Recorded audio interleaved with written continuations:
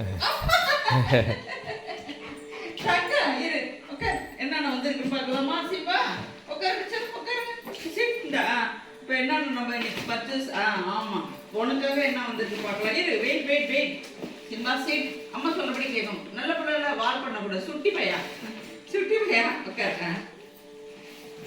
ஐ Simba banana வந்திருக்கு. உனக்கு தான் சாப்பிட. ஐ இருங்க தரல இருங்க. வெரி குட் பாய். வெயிட் தரேன் அம்மா தரேன். இப்போ எக்கு வந்திருக்கு. உனக்கு நான் வயல் பண்ணி தரேன். அடுத்து இருடா வாழ்ப்பையா குட்டி பையா. இப்போ கேரட் உனக்கு. வெயிட் இரு. தக்காளி.